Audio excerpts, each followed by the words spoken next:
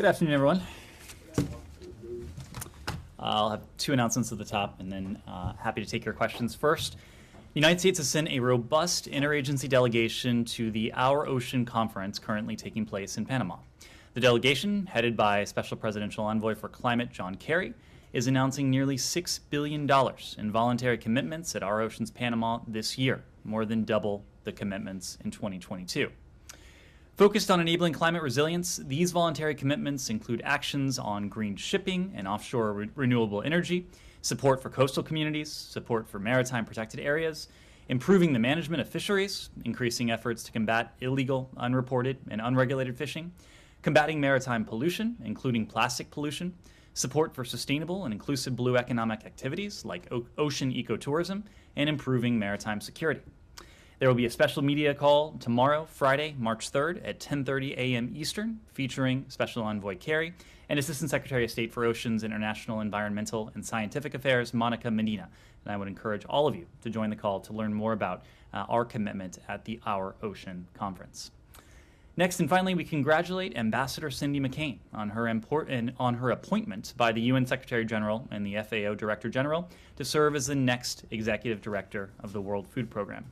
We are grateful for Ambassador McCain's service as permanent representative to the UN agencies for food and agriculture in Rome, and we are confident she will continue to be a powerful voice in the global fight against hunger. The World Food Program plays a crucial role in the international community's efforts to respond to the worsening global food security crisis. The United States, as its largest contributor, is deeply invested in continuing that success.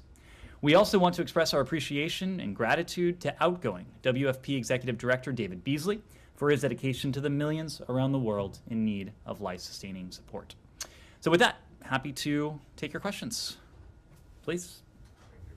Ned, what are you learning about the ongoing protest in Georgia over a draft law on so-called foreign agent that the ruling party, Georgian Dream, initiated and adopted actually a few hours ago at the first hearing in the Parliament of Georgia? So the initiator of this law, they're arguing that this is similar to U.S. law, FARA. So, what do you think this leaves the 30-plus years of building democracy in Georgia by the U.S.? Well, this is something that we've spoken to over the past couple days. We've expressed our consistent concern about this. The law is still going through the process within the Georgian system, but nevertheless, we remain deeply troubled by the introduced foreign agents law. Precisely because it would stigmatize and silence independent voices and citizens of Georgia who are dedicated to building a better country for their fellow citizens, for their communities. We are deeply concerned about the potential implications of this law for freedom of speech and democracy in Georgia. Our point has been a simple one, and we've made this point in public, but we've also conveyed it in private. Anyone voting for this draft legislation would be responsible for potentially jeopardizing Georgia's Euro-Atlantic future. A law like this is not consistent with the aspirations that the Georgian people have expressed over the course of decades now. The future they have set out for themselves, and the future that we as the United States are determined to continue to be a partner to help them achieve. It's not just the United States expressing these reservations. Several other partner countries, the EU, the UN, and Georgian civil society groups have also issued strong statements of concern about this draft legislation. Now, there's been a lot of propaganda about this law. You mentioned one of these untruths, the idea that this law was based on our Foreign Agents Registration Act, or FARA. Our Foreign Agents Registration Act requires people who are agents of foreign governments to register as such. Our law does not affect NGO operations or funding sources.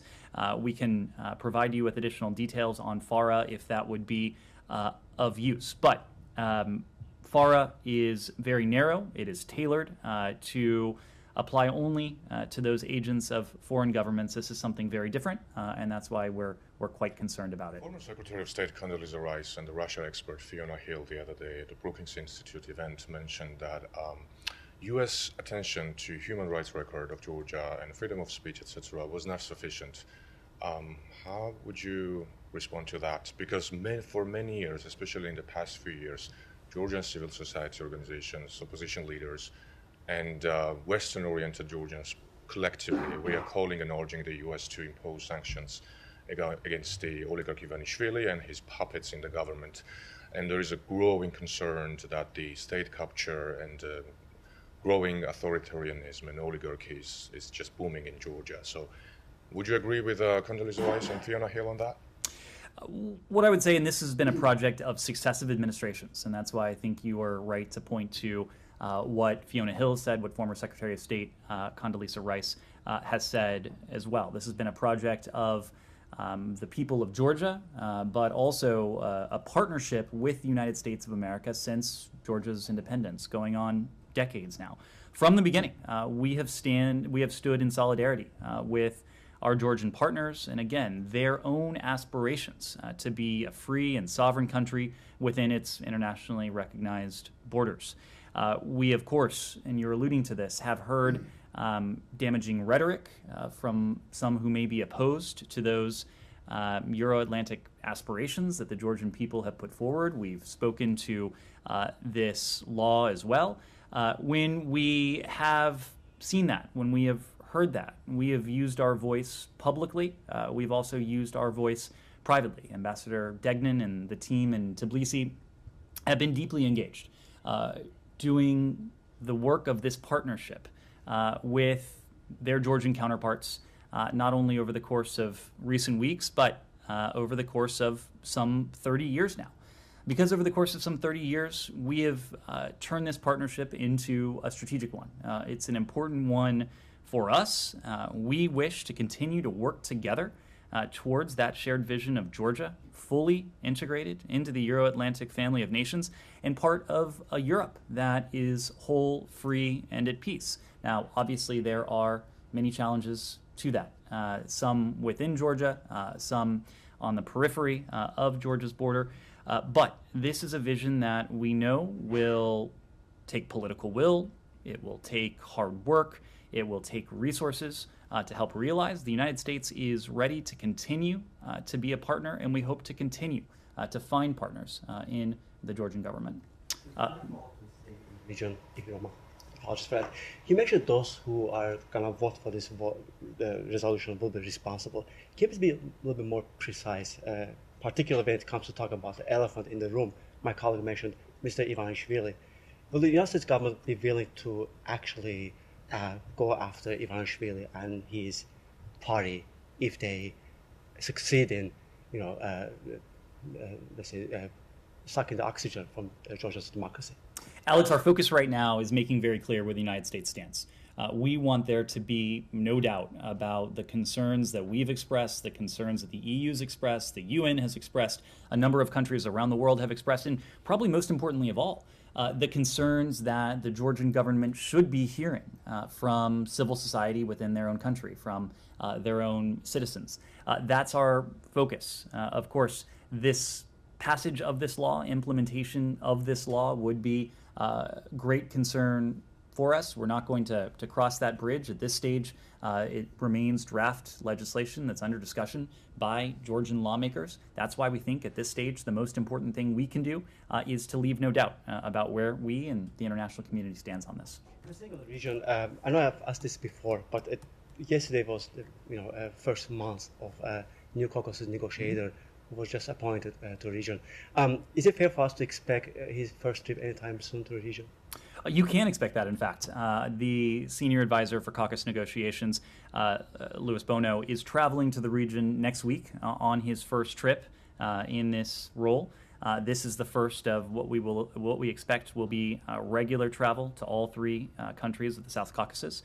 Mr. Bono plans to meet with senior leaders to support the Armenia-Azerbaijan peace process and our sustained commitment to Georgia's sovereignty and territorial integrity. As I mentioned before, he will visit all three South Caucasus countries as part of his visit. He'll travel to Baku, to Yerevan, to Tbilisi as well in that order.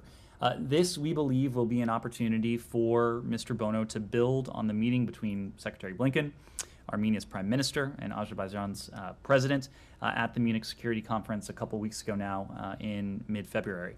We, as we said at the conclusion of that trilateral engagement, we are encouraged by recent efforts by Armenia and Azerbaijan to engage productively on the peace process, and Mr. Bono hopes to be in a position to build on that effort and to see that progress continue.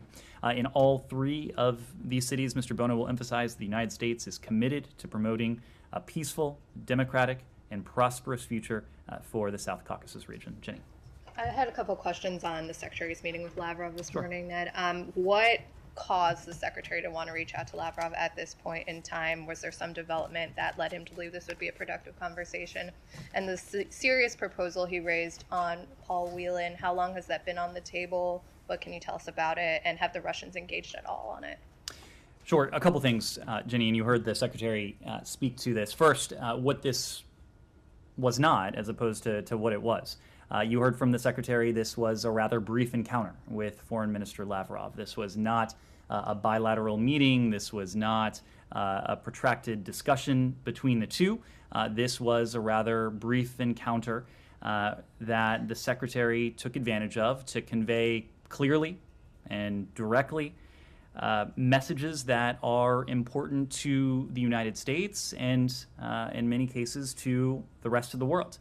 The Secretary outlined those three messages. His first was on New START. And again, we've spoken extensively to this since the Russian Federation suspended its implementation of the New START treaty, because it's not only a concern for the United States as a responsible nuclear power, but it should be, and in fact is, a concern for the rest of the world, as the rest of the world expects Russia and the United States, just as we did with the Soviet Union during the course of the Cold War, to cooperate and to engage in talks on strategic stability and arms control.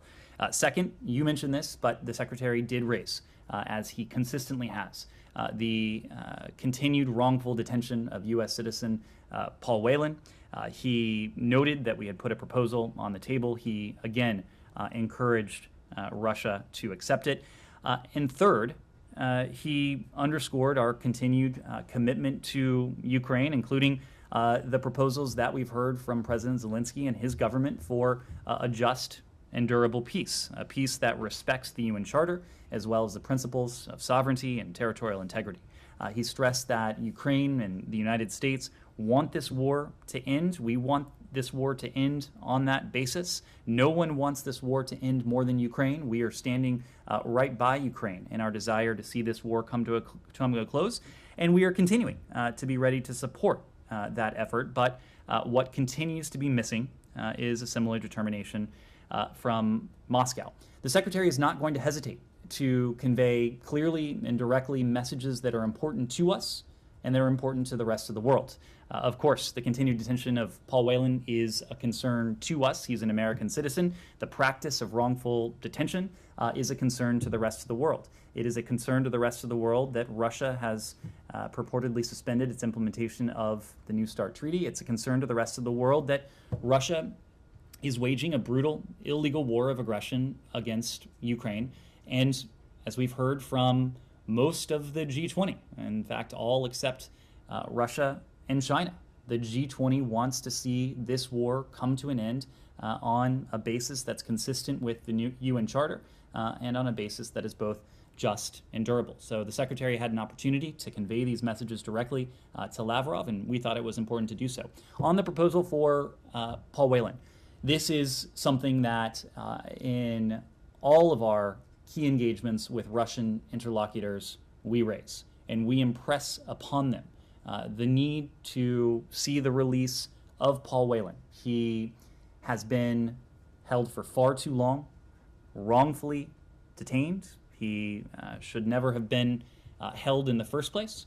We have, as we've said before, been relentless in our efforts to secure his release, just as we were relentless in our efforts to secure the release of Trevor Reed and Brittany Griner over the course of the past year. The proposal that the Secretary alluded to, this was not a proposal that the Russians heard for the first time today. This was a proposal that we have conveyed to them consistently in the past. What he did here today was, once again, a strong statement from the Secretary of State that Russia should accept this proposal, and in turn, it should release Paul Whelan. Can you say, have the Russians engaged meaningfully with that proposal at all? Have they acknowledged it? We have two overriding imperatives. Number one is to see the release of Paul Whelan, and to see more broadly the release of Americans who are wrongfully detained anywhere around the world. In the conduct of seeking that first imperative, we're not going to do or say anything that could jeopardize those efforts. So you can understand why we're going to continue to be circumspect in what we say publicly about this, but we have conveyed in some detail and all of the necessary detail to the Russian Federation the proposal that we have put on the table. We have gone about this relentlessly. We have gone about this creatively, seeking to do everything we can to see the release of Paul Whelan, and beyond Paul, Americans who are wrongfully detained anywhere around the world. Ned, can I just follow up on Sure. that? The Secretary had said that the day before he did not have any plans to meet Lavrov. I was just wondering, did the meeting happen at the request of the United States or at the request of the Russians? I know our Russian colleagues are attempting to make some hay out of this. What is important for us to convey is that this was a brief encounter. This was not a protracted bilateral meeting or a protracted sit-down between the two of them. But more broadly, we make no apologies for clearly conveying what is in our interest. It is in our interest to see Russia resume full implementation of the New START Treaty. It's in the interest of the rest of the world to see that as well. It's in our interest to see Paul Whelan return home just as soon as can be accomplished, and it's certainly in the interest of Ukraine, of the United States, of all of the countries around the world who believe in the UN Charter to see the war in Ukraine, Russia's brutal war of aggression against Ukraine, come to an end on a basis that is both just and durable. The Russians may be trying to make some hay and to delve into some inside baseball or inside diplomacy. We are just not going to engage in that. What we want to make clear is precisely what the Secretary said, why he said it, and we make no apologies for that. Rather, we will continue to be relentless in raising these issues at every appropriate opportunity. Let me move around. Yes, go ahead, Julia. Thank you. Senator Peter Welch, who just got back from a CODEL to Israel, delivered a letter to President Biden today urging him to take action to help improve relations amid the violence in the West Bank. In the letter, he said, as far as the Netanyahu government is concerned, the two-state solution is dead, and is calling on the U.S. to acknowledge that, and is calling Biden to take a more active role in the region, saying we have a choice, stand by passively as a withered two-state approach recedes into oblivion, or do our best to re-energize it with more assertive efforts to persuade the Netanyahu government. What is your response to this letter? Do you think that the posture should change amid the tension in the West Bank? Do you think that Biden should be taking a more proactive approach? A couple things on this. Number one, we continue to believe deeply, as do Israelis and Palestinians and people around the world, in a vision of a two-state solution, a negotiated two-state solution, a vision of two states for two peoples living side by side in peace and security. That is the vision that the United States has maintained over successive administrations. It is the vision that is consistent with Israel's identity as a Jewish and democratic state. It is a vision that is consistent with the legitimate aspirations of the Palestinian people to live in freedom in a state of their own and a state that is governed by their elected officials. There's no other formulation that we could envision accomplishing all of those goals. And all of those goals are important to us, but more importantly, they're important to Israelis and Palestinians. Now, on the question of engagement, I would note that we're hearing this within some 72 hours or so of senior American officials being on the ground with Israelis, with Palestinians, with Jordanians, with Egyptians. We're hearing this a couple weeks after the Secretary of State was in Israel, was in the West Bank, was in Cairo. We're hearing this a few weeks, a month or so, after the National Security Advisor was in Israel and the West Bank. We are deeply engaged in the region. We are deeply engaged with the parties. We have consistently made the point that the steps that the parties need to take to de-escalate tensions and to ensure that calm prevails, these are not steps that the United States can take. These are not steps that countries in the region can take, but these are steps that the parties themselves will have to take. But at the same time, these are steps themselves that we will continue to partner with the parties, with Israelis, with Palestinians, as we hope, as we expect, they continue to take them, as they committed to one another in Aqaba, in the meeting in Jordan I alluded to just a moment ago. So would your response to this call to take a more proactive role in the region be that you believe the Biden administration is being proactive enough? Is there anything else that you could be or plan to be doing? We are engaged in the region broadly. We are engaged in this issue in particular. Throughout the course of this administration, we have taken an approach that may not always be showy. It may not always be flashy. It may not always publicly put the United States at the forefront of efforts, but it is consistently proven to be effective. It's the approach we took to help Israelis and Palestinians bring an end to the conflict in the spring and summer of 2021. It's an approach that we took last year as tensions soared in the West Bank between Israelis and Palestinians. It's the approach that we're taking now with American officials sitting down, actively engaging as participants in this five-way meeting in Aqaba, Jordan, that involved Israelis, Palestinians, Egyptians, Jordanians, and yes, Americans. It's the approach we've taken in the Negev Forum, meeting with our Israeli partners, meeting with those countries that have normalized relations with Israel, as we encourage the parties to bring the Palestinians into the fold and to encourage progress, just as we encourage progress on normalization with Israel's neighbors near and far, to encourage progress on the Palestinian question as well. So I think however you look at our approach, you see an America that is engaged, you see an America that is a partner to the parties, and you see an approach that has proven to be effective. Yes? Sure. Israel, go ahead. Yeah. Can you tell us anything today about the trip of the Israeli delegation coming to Washington next week? We would refer you, as we always would, to our Israeli partners for any comment on travel plans.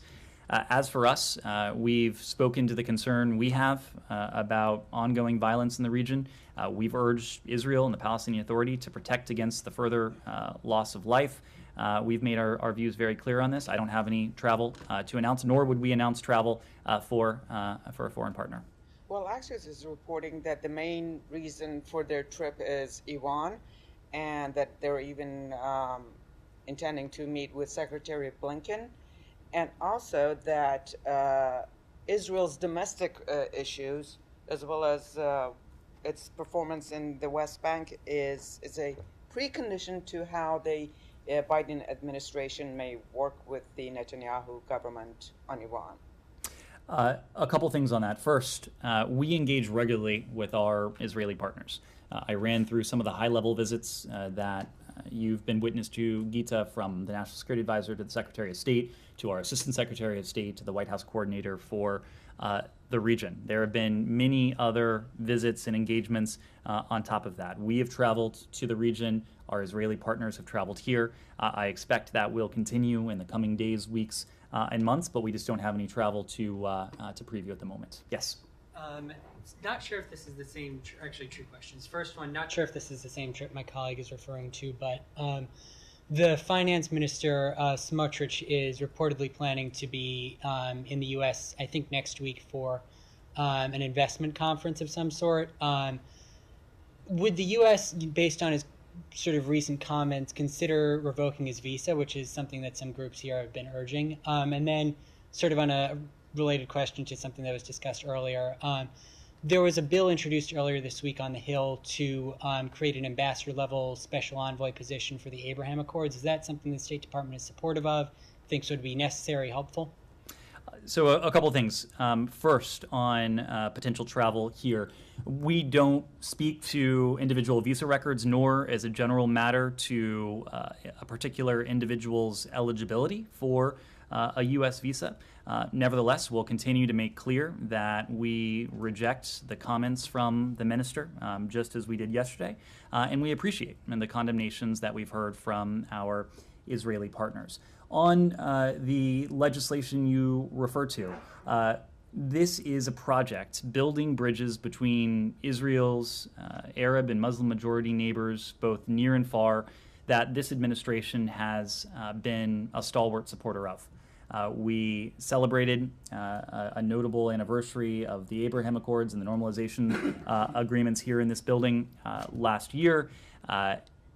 In our engagements with Arab and Muslim majority countries around the world, we consistently raise the possibility of improving relationships with Israel and improving relations with Israel, and in some cases, encouraging countries to pursue that path of normalization, something that we unambiguously support.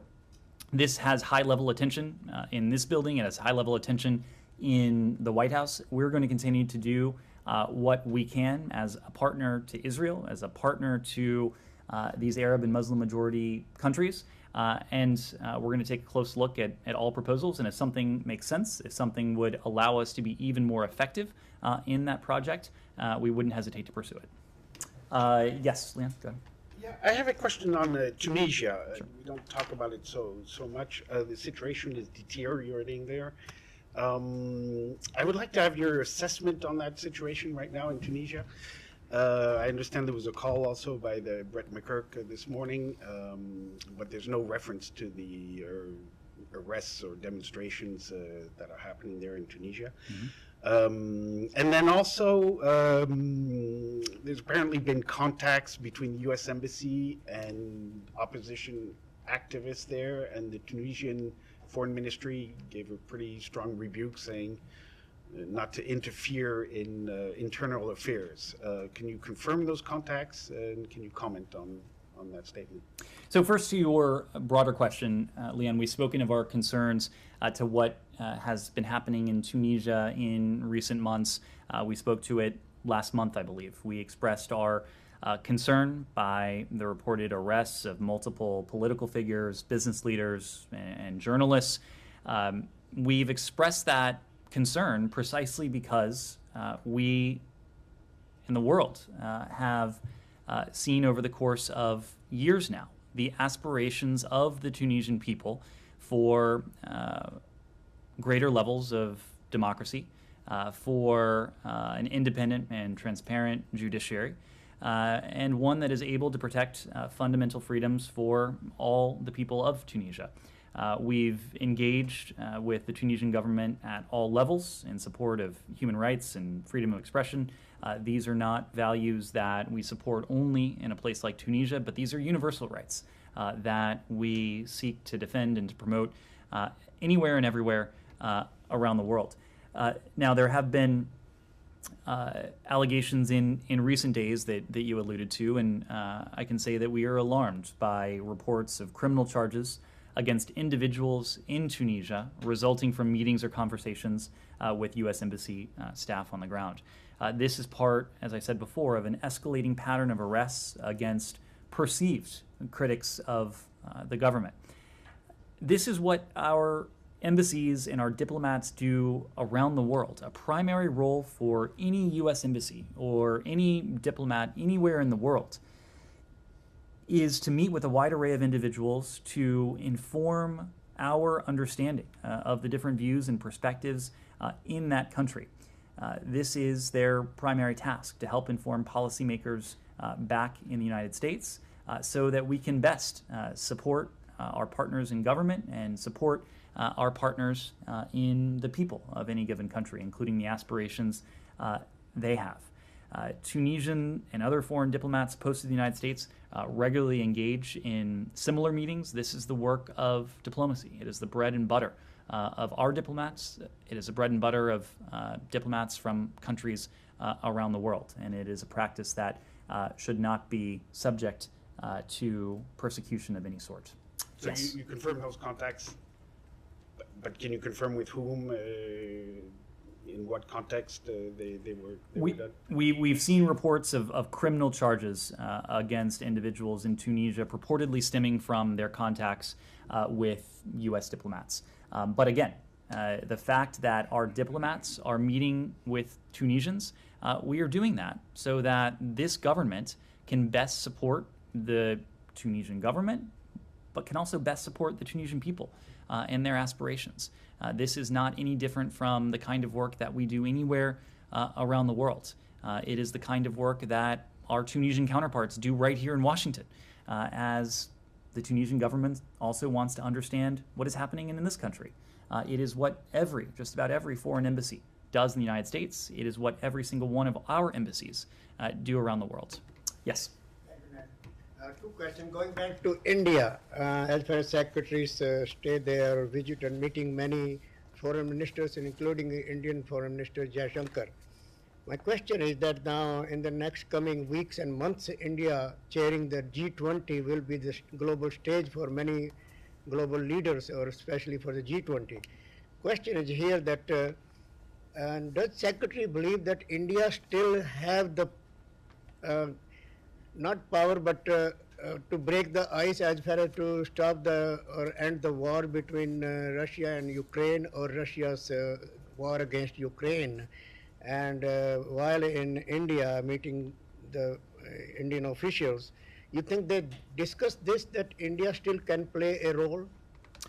So a couple of things, Goyal. First, and you heard this from the Secretary, we're deeply grateful to our Indian partners for the way they have led the G20 to date. And as you alluded to, there is a lot more work to be done over the course of this year, but India is off to a very promising start with its stewardship of the G20. Our partnership, and this was a subject of discussion between Secretary Blinken and his counterpart, Foreign Secretary Jaishankar, earlier today. Our partnership with India is one of the most consequential relationships we have. And that's because we work closely with India on just about everything that is a priority to us and everything that is a priority to India, increasing our mutual prosperity, supporting democracy, addressing the climate crisis, upholding a rules-based order grounded in international law. And is that point, the rules-based order that is so important to us around the world, but particularly important to the United States and to India in the context of the Indo-Pacific. It is helping to build and to preserve a free and open Indo-Pacific region, a vision that we share with our Indian counterparts. The Secretary and his counterpart had an opportunity to talk about the tremendous work India has done so far in hosting the G20 foreign ministers and hosting the finance ministers as well, and creating an agenda really that allows us to tackle the key issues that are so important in our global strategic partnership with India in all of its breadth and in all of its depth. The G20 is an important instrument for us. It's an important instrument for India. We've seen how the G20 can bring together countries for collective action. We think what we've seen in India over the past couple days was no exception. And the United States, for our part, participated in this foreign ministers meeting with two imperatives in mind. First, to see to it that the G20, again, with India at the helm, was a success, which clearly it was. And second, to demonstrate how the United States, together with our partners, is working collaboratively to build a world that is more prosperous, is more sustainable, it is more inclusive in terms of the global economy, and that delivers for the needs of people around the world, whether that's food, whether that's energy, whether that is health, whether that is helping people around the world confront the challenges and threats that they face, from fentanyl and narcotics to a changing climate, to COVID, and to everything in between. Now, on the question of India, there are countries around the world that have a relationship with Russia that is distinct from the one we have. India certainly falls within that category. India has long-standing historical ties to Russia. It is connected in Russia to ways that the United States is not, and for that matter, has not been. India also has tremendous leverage in different areas, whether it's economic leverage, diplomatic leverage, political leverage, but also moral leverage. And India has the ability, as we've seen from Prime Minister Modi, to speak with tremendous moral clarity.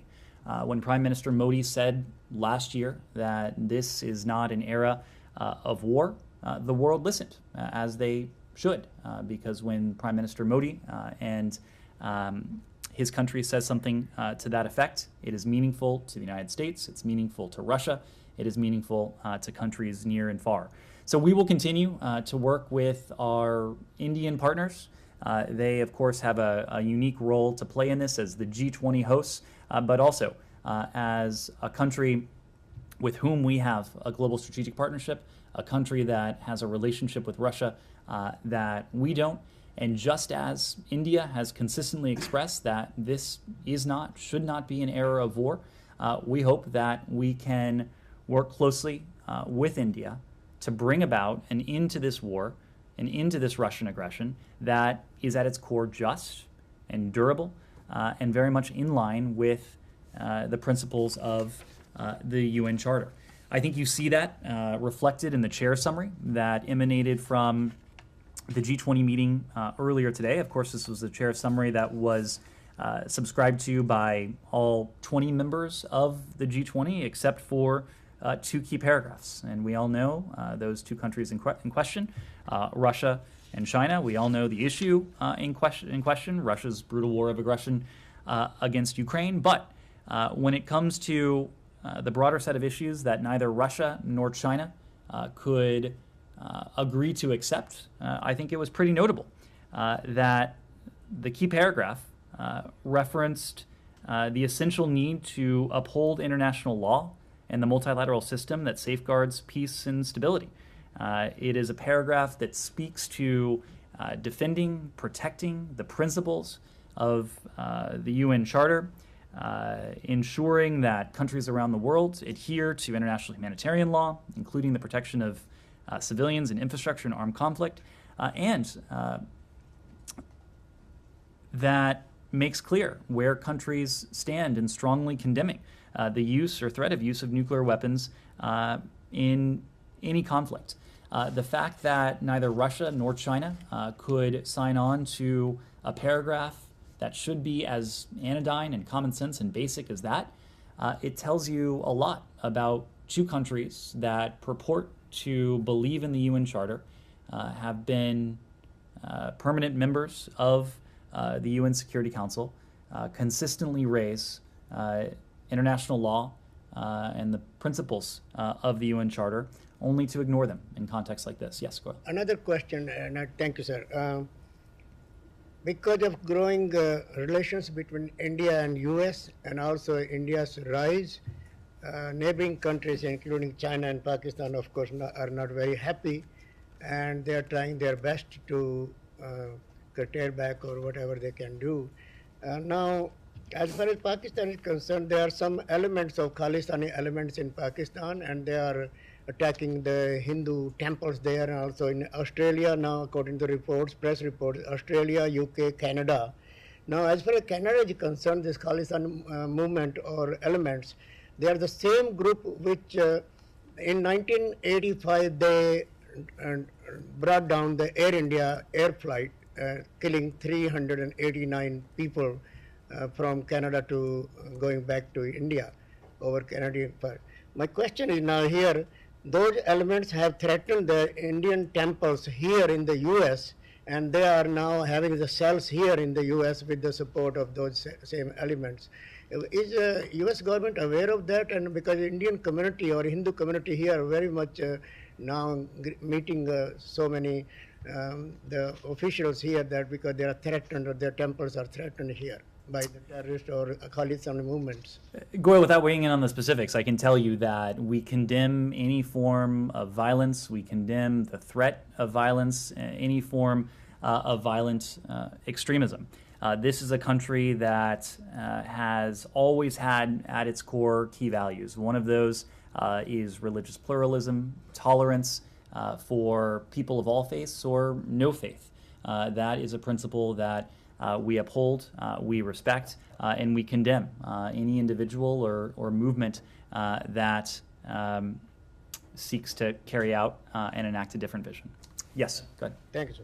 Thanks, sir. Jahazeb Ali from Airway News. I have a different topic, but just one question came into my mind as you talk about Secretary Blinken meeting with his Russian counterpart.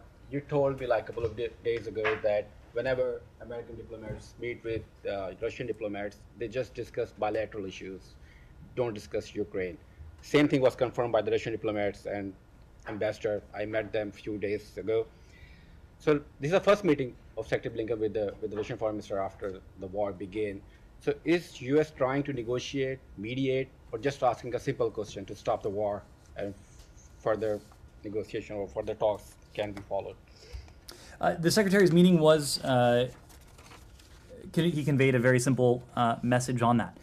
It is the vision that President Zelensky has put forward for a just and durable peace. We've been very clear from the outset that we are never going to discuss anything about Ukraine without Ukraine. This was not that and not that at all. In fact, the Secretary referenced the very plan that President Zelensky and his administration have put forward. A plan that would be just, that would be durable, that would be lasting in its outlook, and that would respect and adhere to the core principles of the UN Charter, including sovereignty and territorial integrity. The Secretary and we thought it was important that the Russians hear directly from us at that level, that we are continuing to stand by Ukraine, continuing to, in turn, stand by the UN Charter. But, of course, Ukraine wants this war to end. They have put forward a proposal. We are ready, working with Ukraine and countries around the world that want to see the UN Charter upheld, to support bringing this brutal war of aggression to a conclusion on a basis that is both just and durable. So there is a Internet Advocacy Watchdog, Access Now. They said in their latest report that India topped the list of 5th successive year for highest number of internet shutdowns in the world in 2022. More than 85 internet shutdowns were recorded in Indian occupied Kashmir. So your thoughts on that?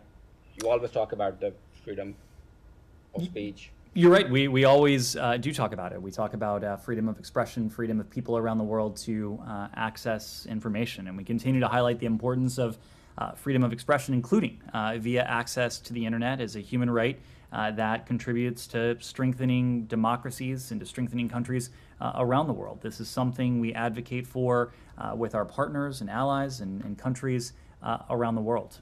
So there is a crackdown on Afghan refugees in Pakistan.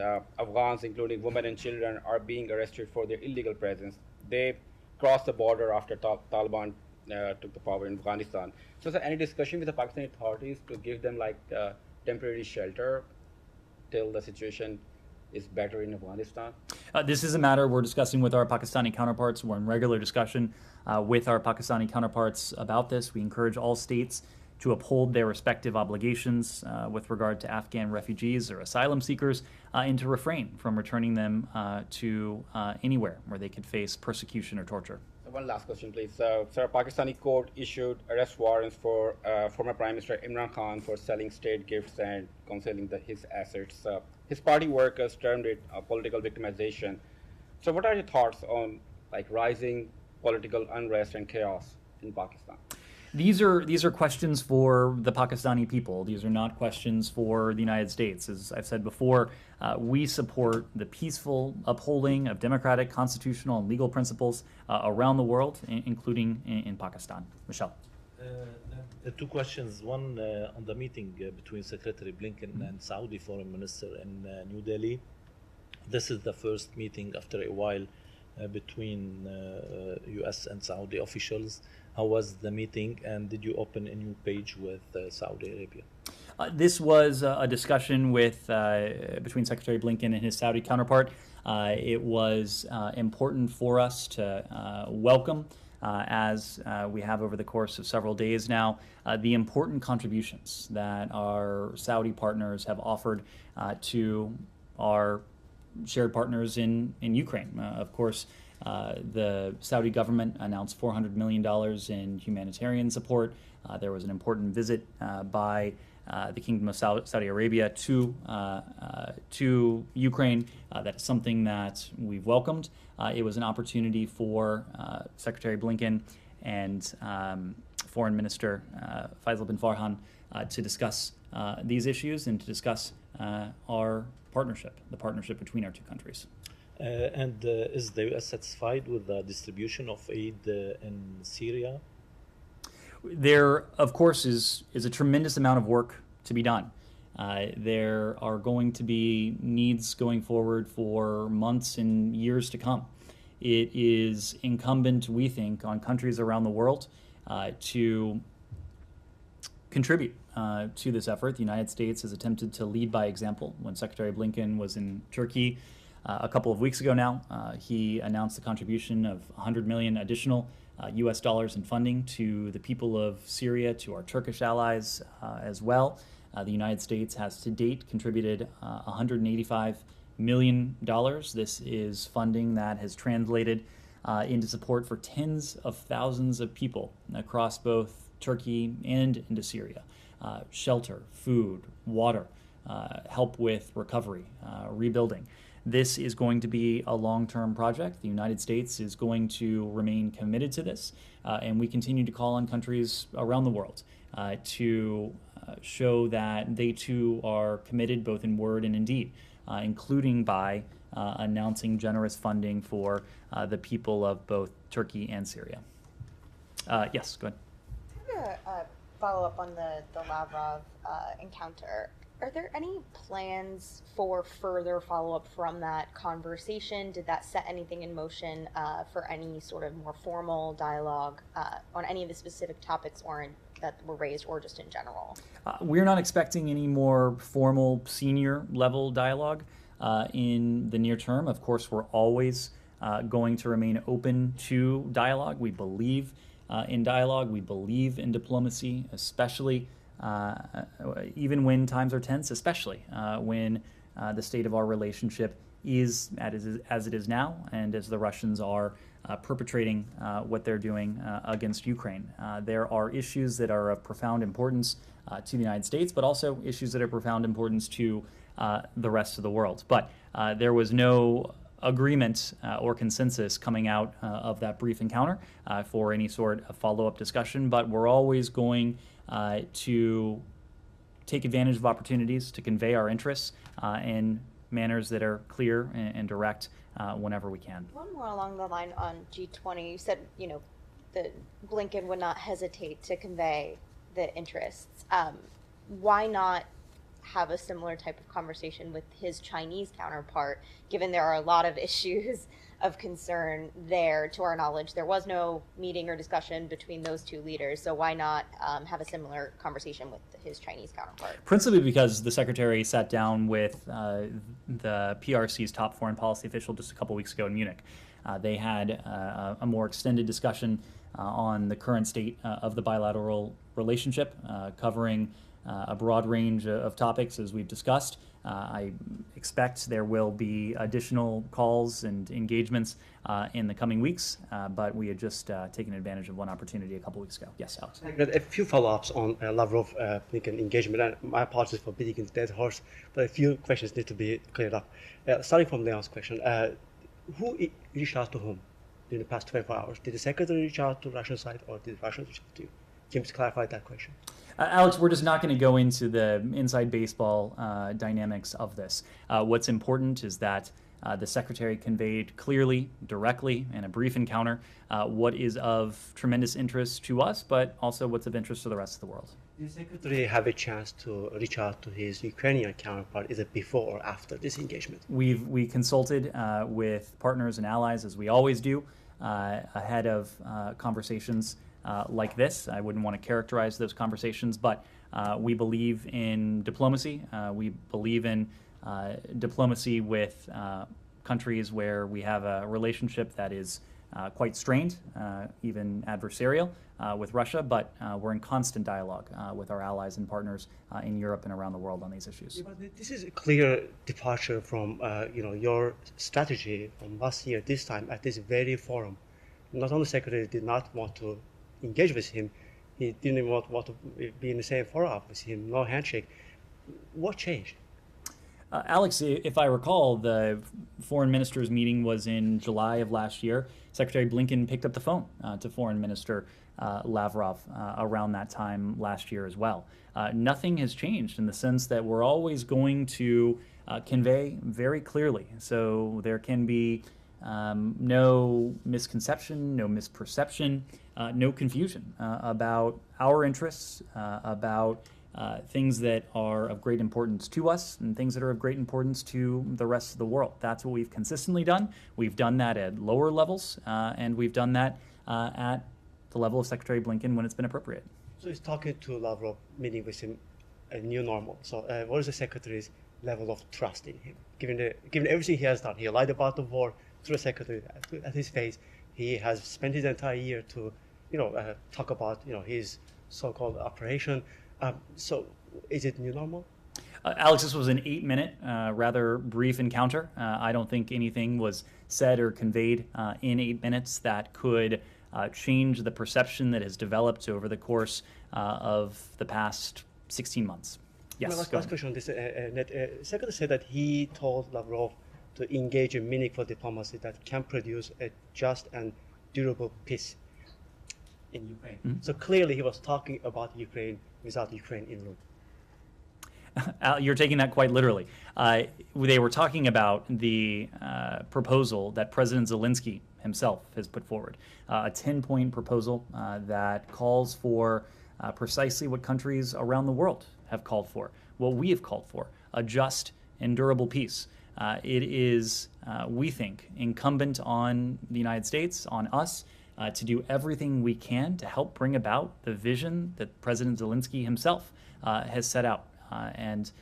Look, we're under no illusions that a very brief encounter like the one Secretary Blinken had with Foreign Minister Lavrov will, in the near term or immediately, change Russia's attitude, change its behavior. But we think it's important for the Russian Federation to hear from us at all levels that we believe in the vision that President Zelensky has set out. We believe in the principles of the UN Charter. And together with our partners around the world, including Ukraine, of course, we are going to do everything that we can to support that outcome. Yes? Talking about G20 encounters, as you were coming into the briefing room, I saw a tweet from the Secretary's account showing that he met a foreign secretary abroad, a Mexican foreign secretary. Do you have any readout of that conversation? How long it went, and what topics exactly were discussed beyond what the tweet says?